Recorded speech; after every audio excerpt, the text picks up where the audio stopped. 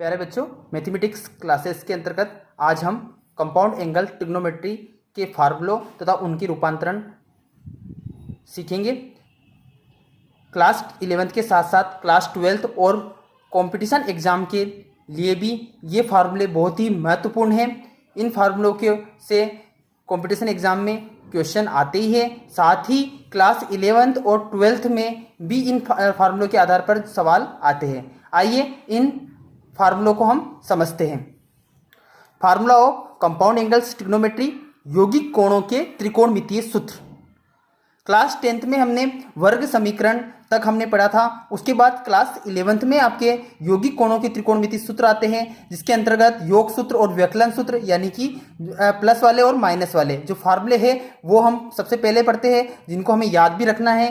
पहला फार्मूला आता है साइन का, योग सूत्र आता है साइन ए प्लस बी बराबर होता है साइन ए कोस बी प्लस कोस ए साइन बी। दूसरा फार्मूला इसी का व्यवकलन यानी माइनस वाला जो फार्मूला है साइन ए माइनस बी बराबर होता है साइन ए कोस बी माइनस कोस ए साइन बी। यानी कि अंतर बस ये इतना रहता है कि प्लस वाले में प्लस आएगा, माइनस वाले में माइनस आएगा। साइन के अंतर्गत ध्यान रखना है कि साइन ए प्लस बी बराबर होता है साइन ए कोस बी प्लस कोस ए साइन बी, जबकि साइन ए माइनस बी बराबर होता है साइन ए कोस बी माइनस कोस ए साइन बी। ये बिल्कुल सेम है टर्म, बस केवल यहाँ प्लस और यहाँ पे माइनस। अब कोस का भी होता है योग सूत्र और व्यवकलन सूत्र। तो कोस का होता है कोस ए प्लस बी बराबर होता है कोस ए कोस बी। ये थोड़ा सा चेंज है कि कोस ए कोस बी माइनस साइन ए साइन बी। जब प्लस आता है तो कोस के अंतर्गत जो योग सूत्र में क्या आता है, इधर माइनस आता है कि कोस ए कोस बी माइनस साइन ए साइन बी। और कोस ए माइनस बी हो तो कोस ए कोस बी प्लस साइन ए साइन बी। यहाँ पे विपरीत चिन्ह आता है इसमें, अगर माइनस वाला है तो उसमें प्लस आएगा और प्लस वाला है तो उसमें माइनस आएगा। ठीक है, तो ये कोस ए प्लस बी यानी योग सूत्र हो जाएगा इसका कोस ए कोस बी माइनस साइन ए साइन बी, और माइनस व्यवकलन सूत्र हो जाएगा कोस ए माइनस बी बराबर होता है कोस ए कोस बी प्लस साइन ए साइन बी। ठीक है, फिर इसके बाद टेन के अंदर भी योग सूत्र होता है टेन ए प्लस बी बराबर होता है tan A plus tan B upon 1 minus tan A tan B. ये भी बहुत इंपॉर्टेंट क्वेश्चन है जिसका हल भी पूछा जाता है। ठीक है, प्रूव करना, सिद्ध करना इसका पूछा जाता है, तो ये इसके हिसाब से भी बहुत इंपॉर्टेंट है। और सूत्र तो है यही है कि टेन ए प्लस बी बराबर tan A plus tan B upon 1 minus tan A tan B. इसी प्रकार जो इसका व्यवकलन सूत्र है टेन ए माइनस बी बराबर होता है tan A minus tan B upon 1 plus tan A tan B. ठीक है, फिर उसके बाद कोट का कोट ए प्लस बी बराबर होता है cot A cot B minus 1 upon cot B plus cot A. ठीक है, इसी प्रकार कोट ए माइनस बी का जो होता है cot A cot B plus 1 upon cot B minus cot A. ठीक है, ये टेन के जो बिल्कुल अपोजिट है, टेन वाले फार्मूले के बिल्कुल अपोजिट कोट वाले फार्मूले। इसमें अंश जो इसमें जो हर जो रहता है वो अंश के रूप में आता है कोट के अंतर्गत जो है ना, और कोट के रूप में चेंज होता है। इसमें कोट ए कोट बी थोड़ा सा ध्यान रखना है, ट्रिक के द्वारा याद रख सकते हो कि cot A cot B minus 1 upon cot B plus cot A, और cot A cot B plus 1 upon cot B minus cot A. ठीक है, तो ये जो थे इसका बेस था कंपाउंड एंगल का। तो ये जो फार्मूले है 8 फार्मूले ये आपको याद रखना है कि बहुत ही इंपॉर्टेंट है। इसके आधार पर हम इनका रूपांतरण करेंगे। योग सूत्र सी और डी वाले फार्मूले हम इसमें बनाएंगे।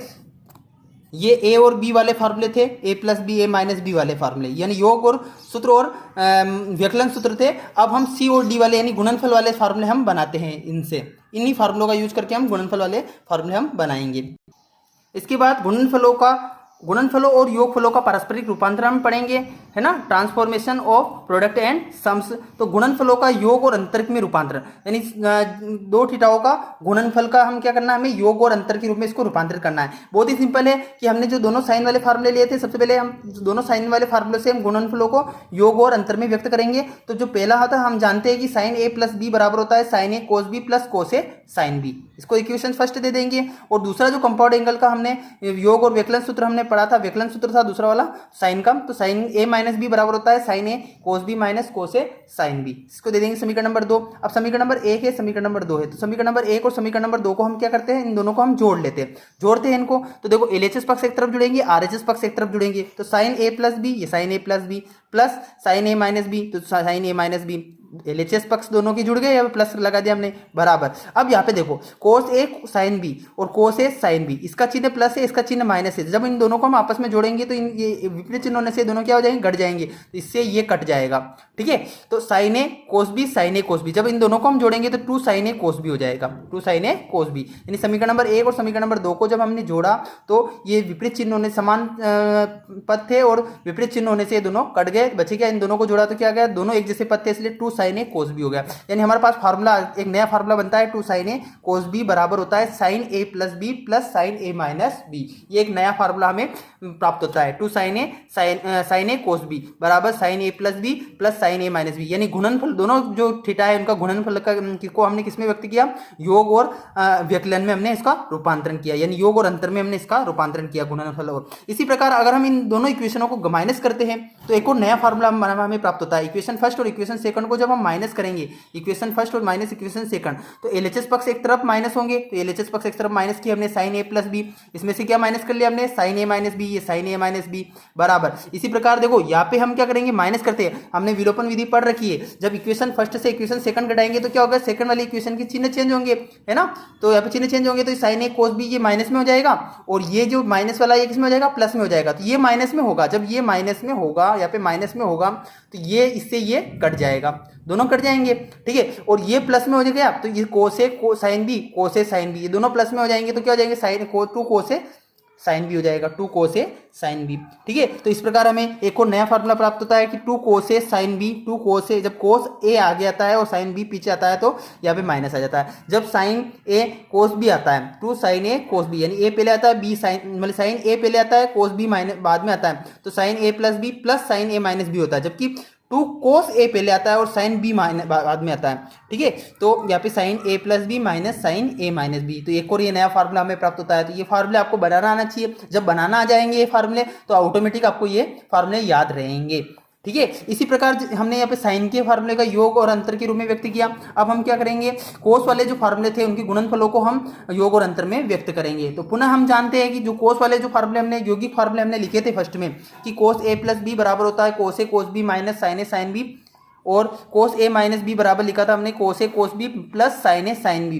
ठीक है, यहाँ पे प्लस होता था, यहाँ पे माइनस, या माइनस है तो यहाँ पे प्लस, ये ध्यान रखना है। तो ये योग और अंतर वाले जो फार्मूले हैं कोस ए प्लस बी, तो कोस ए प्लस बी बराबर क्या होता है, कोस ए कोस बी माइनस साइन ए साइन बी, इसको दे देंगे इक्वेशन थर्ड।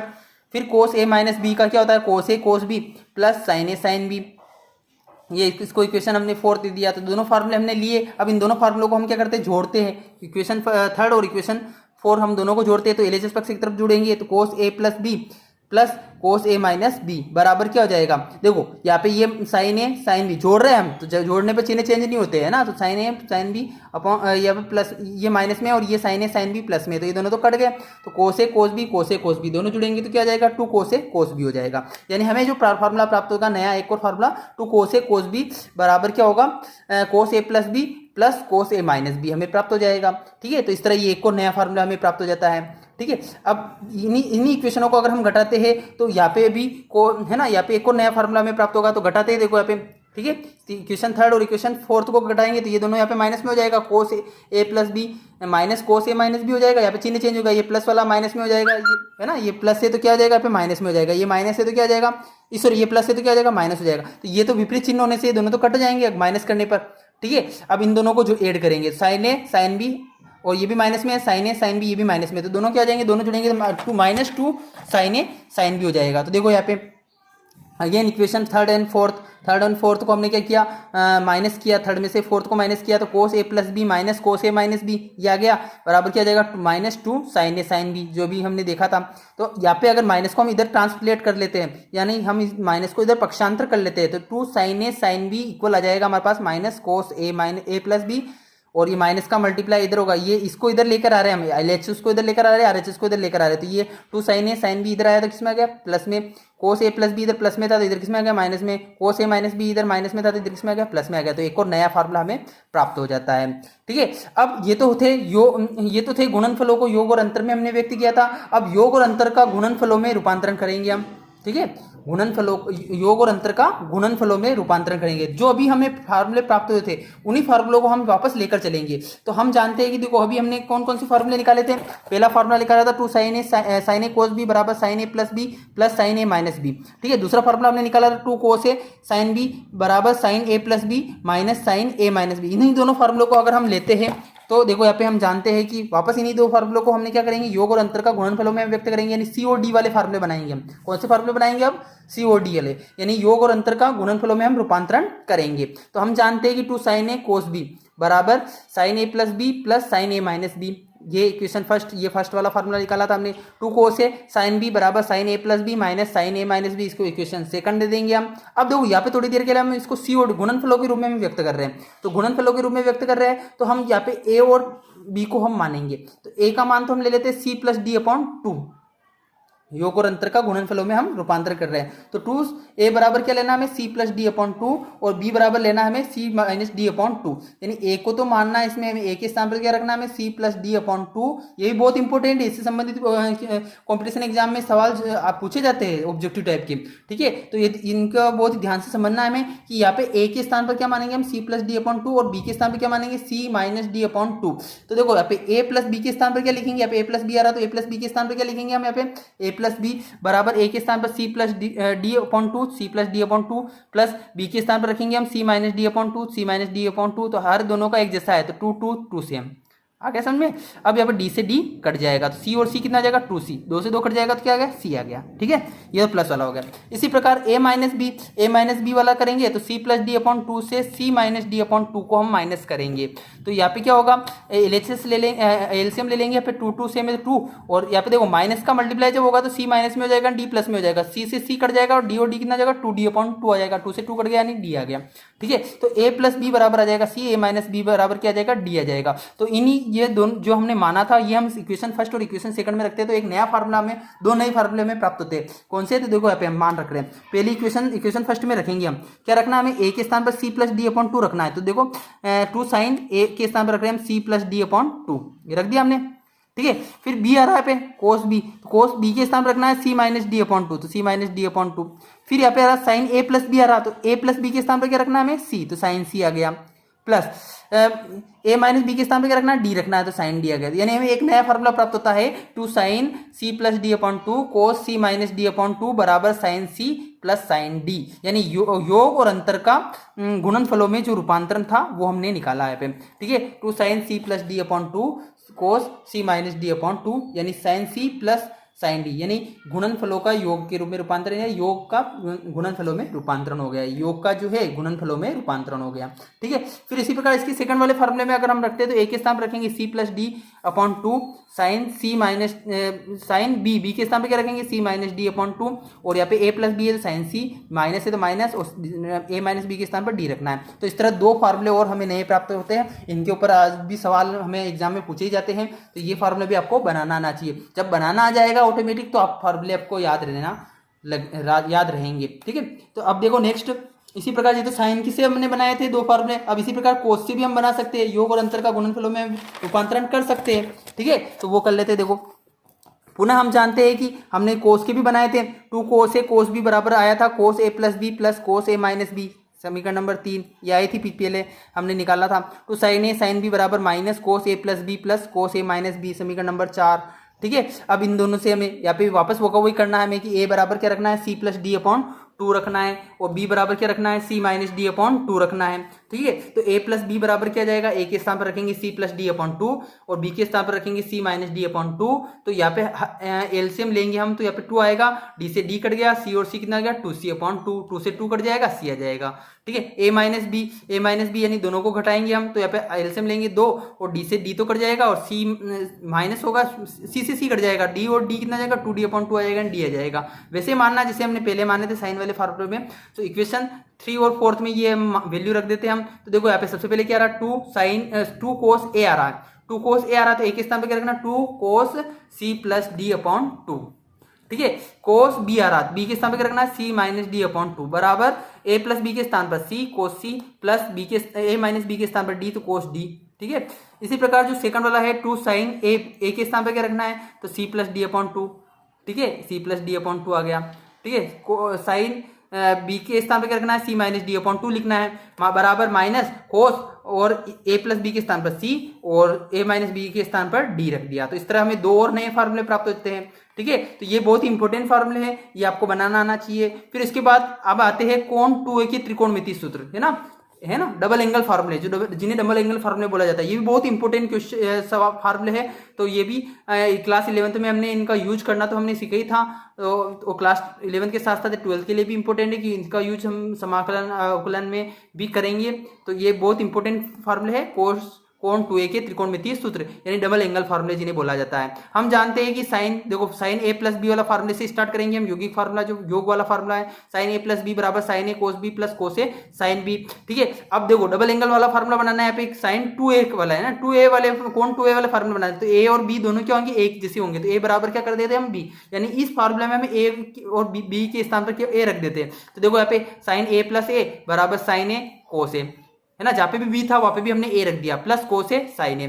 ठीक है, योग वाले यूज से हमने इसको कौन साइन 2a वाला फार्मूला में बना रहे हैं। a और a कितना जाएगा, साइन 2a हो जाएगा, यहाँ पे दोनों जुड़ेंगे 2 साइन a कोस a। तो एक तरफ फार्मूला, एक और नया फार्मूला में हमारा प्राप्त हो जाएगा, साइन 2a इक्वल क्या जाएगा 2 साइन a कोस a।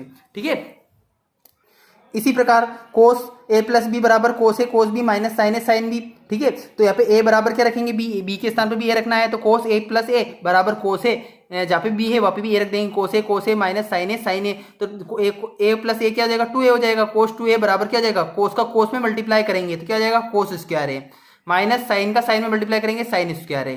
ठीक है, ये एक फार्मूला। तो कोस 2a का एक, कोस 2a यानी डबल एंगल, कोस की डबल एंगल का 3 फार्मूले होते हैं, तो फर्स्ट फार्मूला तो ये निकल गया। ठीक है, अब देखो यहाँ पे हम जानते हैं कि 10th में हमने पढ़ा था सरसमी का sine square a plus cos square a बराबर क्या होता है, 1 होता है। तो साइन स्क्वायर a बराबर क्या जाएगा, कोस स्क्वायर को इधर लेंगे 1 माइनस कोस स्क्वायर है, और कोस स्क्वायर a बराबर क्या होता है 1 माइनस साइन स्क्वायर है। तो जब एक बार हम क्या करेंगे, कोस स्क्वायर a का मान रखेंगे, एक बार साइन स्क्वायर का मान रखेंगे, तो कोस 2a के 2 फार्मूले और हमें प्राप्त होंगे। ठीक है, तो ये इस समीकरण से हमने क्या किया, यहाँ पे कोस 2a तो हमारे पास है ही है। ठीक है, अब यहाँ पे cos square a minus sine square a लिया हमने, ये वाली समीकरण, ये वाला फार्मूला हमने वापस लिया। अब कोस स्क्वायर a के स्थान पर हम रख रहे हैं 1 माइनस साइन स्क्वायर a, तो रख देते हैं यहाँ पे, देखो 1 minus sine square a, minus sign square है, तो 1 तो ऐसे रहेगा, minus sine square minus sine square क्या जाएगा माइनस 2 साइन स्क्वायर है। तो ये भी बहुत इंपॉर्टेंट है ना, कोस 2a का, कि कोस 2a बराबर होता है 1 माइनस 2 साइन स्क्वायर है, इसका भी बहुत यूज होता है।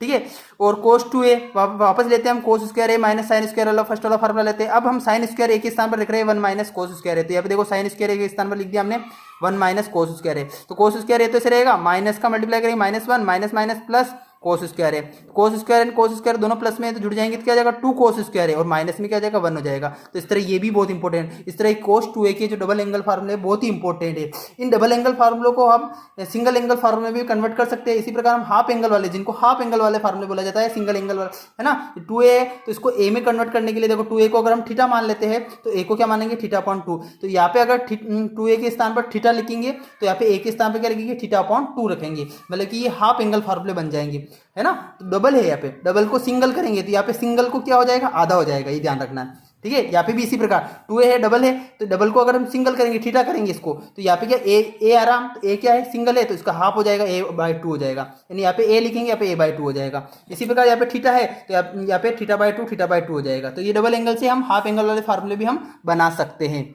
इसी प्रकार टेन की भी डबल एंगल फार्मूले फॉर टेन जेड। तो हम जानते हैं कि टेन ए प्लस बी बराबर क्या था, tan A plus tan B upon 1 minus tan A, tan B होता है। तो यहाँ पे ए बराबर बी रखेंगे, तो टेन की भी डबल एंगल फार्मूले हम बना सकते हैं, ten A plus tan A 1 minus tan A.